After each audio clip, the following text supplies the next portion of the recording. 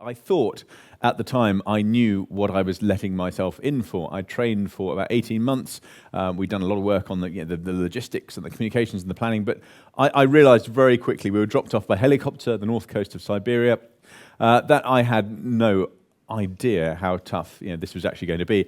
And I think on that first trip, almost everything that could have gone wrong did go wrong. It was an interesting apprenticeship. We were attacked by a polar bear on day 2.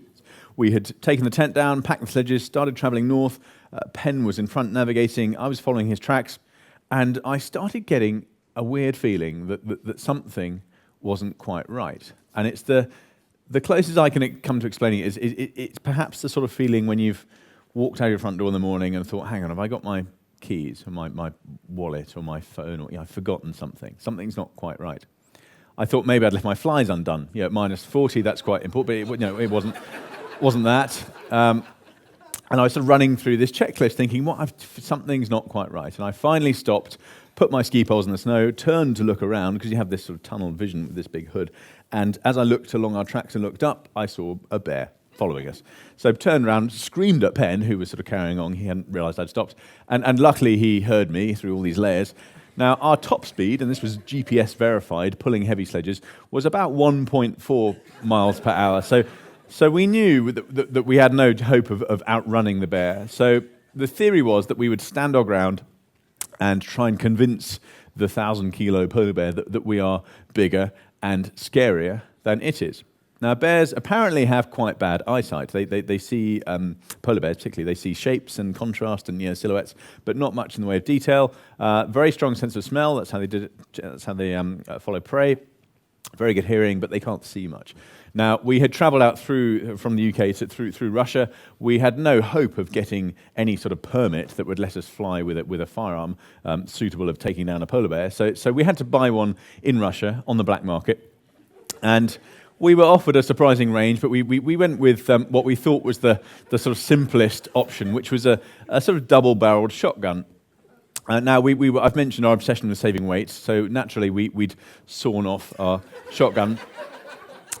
I hadn't realised that Penn had actually opened up most of the cartridges and emptied out the lead pellets, so we had mostly blank bangers, really. Anyway, that was Penn's department. My job was to look big, so he skis up in the air, making lots of noise, kicking the sledge, shouting, asking the bear very politely to go away. And I could see Penn load the gun. It sort of opens, 2 cartridges. He closed it, held it up in the air, and there are 2 triggers. It's a sort of ancient Russian, one for each barrel of the gun.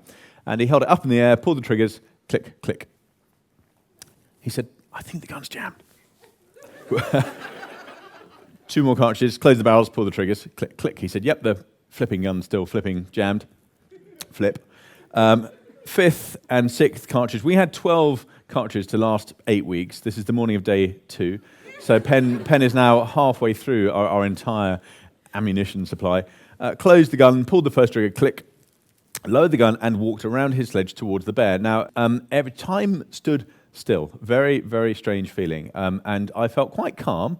I remember thinking, right, Penn has lost it, obviously. He's going to get eaten.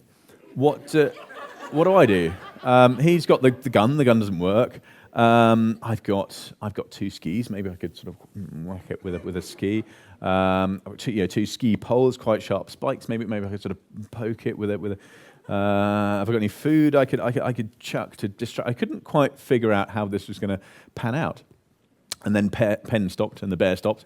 Bang! The gun went off in the air. I think surprised Penn and me more than it surprised the bear, which didn't move. It sort of looked up, there's a big cloud of smoke, looked down, turned around and kind of plodded off. And Penn span around and said, quick, get the camera, film it. And I think that's when the adrenaline suddenly, I couldn't even undo the zip on top of my sledge. That was the second day of my first ever polar expedition. It should have put me off, but for some screw must have come loose on that first trip. It's a human legacy we want to leave behind us.